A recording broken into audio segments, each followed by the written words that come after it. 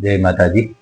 હમણાં થોડાક દિવસથી એક બે ફોન આવ્યા મને અને કહેવામાં આવ્યું કે તમે સનાતન શું કરો છો, સનાતન ધર્મે તમને શું આપ્યું? તો ભાઈ, અમારો દેવી પૂજક સમાજ સનાતન ધર્મનો જ એક ભાગ છે.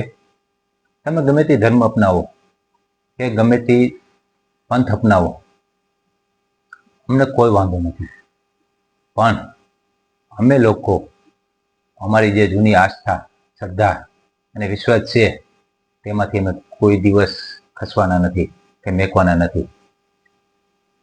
તેથી મહેરબાની કરીને હવે પછી તમારે સમજતા ખાલી ફોન કરવો, બરોબર, પણ મારા ધર્મ વિશે કે મારા સનાતન ધર્મ વિશે મને શિખામણ ન દેવી. કારણ કે જે લોકો માનવીઓ પોતાનો ઇતિહાસ ભૂલી જાય છે ને, અને ઇતિહાસ ભૂલવાની કોશિશ બધાને કરાવે છે ને, તે લોકો ક્યાંય નથી રહેતા.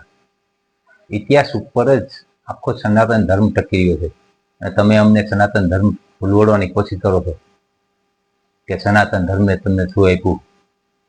સનાતન તો અમુક મોટી મોટી જ્ઞાતિઓનો જ છે, નહીં ભાઈ. સનાતન ધર્મમાં અમે દેવી પૂજક પણ આવીએ. તેથી મહેરબાની કરીને આવી શિખામણ અમને ન આપો. અને તેમાંય પાછું કહેવામાં આવે કે મેલડીમાં તમે શું કરો છો, બરોબર? તો જે પોતાની માને ભૂલી જાય ને ભાઈ, તે પછી ગમે તેને ભૂલી જાય. મને ભૂલી શકે, બીજાને, તમને બધાને ભૂલી શકે, બધાને ભૂલી શકે. અમારો દેવી પૂજક સમાજ માતાજીમાં માનવા વાળો છે, અને આપણે સનાતન ધર્મમાં મુખ્ય દેવી દેવતાઓ માની લો કે બ્રહ્મા, વિષ્ણુ અને શિવ, 3 ત્રિદેવ છે. અને 3 ત્રિદેવમાં જે શક્તિ સ્વરૂપે માં સરસ્વતી, માં કાલી અને માં લક્ષ્મી, એમાં અમારો દેવી પૂજક સમાજ તે માં કાલી, તે માં પાર્વતી, કે માં સતી, એના જે અવતારો છે, પછી તે મેલડીમાં સ્વરૂપે હોય, કે પછી બહુચરાજીમાં સ્વરૂપે હોય, વિહોતમાં સ્વરૂપે હોય, ચામુંડમાં સ્વરૂપે હોય, કે પછી આદિ શક્તિ સ્વરૂપે હોય, કે અત્યારે માં મોગલ સ્વરૂપે હોય, તે બધા દેવી અવતારોમાં ખાસ માનવાવાળો છે.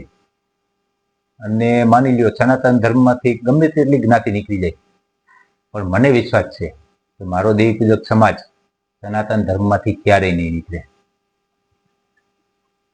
વિશ્વાસ, કારણ કે આ અમારા સમાજનો આખો વિશ્વાસ છે. મારો એકનો હું અત્યારે કહું તો સમાજ નહીં.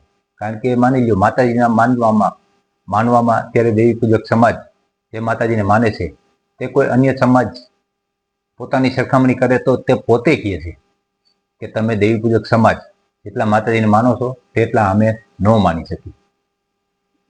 તેથી અમે સનાતન ધર્મનો જ એક ભાગ છે, અને સનાતન ધર્મ અમારે રગે રગમાં છે. અને અમુક અસામાજિક તત્વો કહો તો અસામાજિક તત્વો, કે પછી અમુક અત્યારે ભણેલ ગણેલ સુધરી ગયેલા કહો તો સુધરી ગયેલા, તેને પોતાના ઇતિહાસની ખબર નથી, અને ખબર છે તો ભૂલવાડાની કોશિશ કરે છે બીજા ધર્મમાં જઈને, કે બીજા કોઈ બીજાના અનુયાયી બની અને ભૂલવાડવાની કોશિશ કરે છે. તે તો ભૂલી ગયા છે, પણ સામાન્ય અમારી જેવા લોકોને પણ ભૂલવાડવાની કોશિશ કરે છે કે મેલડી તમને ક્યાં મકાન અપાવે છે. અમુક ઇલાકામાં તમારે મકાન જોતા હોય તો તમારી માં મેલડી તમને મકાન અપાવી દી. પણ મારે ત્યાં જવાની શું જરૂર છે ભાઈ? જે ઇલાકામાં મારી માં મેલડીનું અપમાન થતું હોય, કે ત્યાં મકાન ન દેતા હોય માતાજીને માનવા વાળાને, તો મારે તે ઇલાકામાં રહેવાની શું જરૂર છે? જે ઇલાકામાં રહું છું તે બરોબર છે. મારા ઇલાકામાં બધા માતાજીને માને છે, બધી જ્ઞાતિના છે. ભરવાડ સમાજ, કોળી સમાજ, આયર સમાજ, પટેલ સમાજ, દરબાર સમાજ, દલિત સમાજ, અમારા દેવભૂત સમાજ, બધા છે. બધા માતાજીને માને છે. તો મારે એ ઇલાકો મેકીને ત્યાં કોઈ જ્ઞાતિવાદ થતો હોય કે કોઈ ધર્મમાં માનતા ન હોય, તે ઇલાકામાં મારે જવાની શું જરૂર છે? તે ઇલાકો તેમને મુબારક. સાચો સનાતન ધર્મ જોવો હોય આવો અમારા ઇલાકામાં, ત્યાં હું રહું છું, ત્યાં મારી જેવા બીજા કોઈ સનાતન ધર્મીઓ રહે છે, ક્યાં વાંધો છે કાંઈ? બાકી એક ઇલાકામાં માની લ્યો આપણે કોઈ મકાન ન દેતું હોય તો તે ઇલાકો આપણે શું કામે જવું જોઈએ? જ્યાં આપણું કોઈ ન હોય, જ્યાં આપણે સનાતન ધર્મનું કે આપણા ધર્મનું કોઈ જાણવાવાળું ન હોય, તે ઇલાકામાં કોઈ આપણે રહેવા દઈએ એની કરતા આપણે જ ત્યાં ન રહેવાય. બરોબર? તે ઇલાકો તેમને મુબારક. તેથી ભાઈ કોઈ પણ બીજા ધર્મને સ્વીકારવાવાળા કે કોઈ પણ હોય, તમે જે ધર્મ પાળતા હોય તે ધર્મને મુબારક. અમને અમારો સનાતન ધર્મ મુબારક. અમને અમારો સનાતન ધર્મ ગમે છે અને આદિ અનાદિથી અમે સનાતની છીએ અને આવનાર જ્યાં લગી સાંદો સૂરજ રહેશે ત્યાં લગી અમે સનાતની જ રહેવાના છીએ. તેથી અમને શિખામણ ન દો અને શિખામણ તમે તમારી પાસે રાખો. એ તે વિશેષ મારે કંઈ કહેવાનું નથી થતું ભાઈ. એટલું સમજી જાઓ તો સારું. જય માતાજી.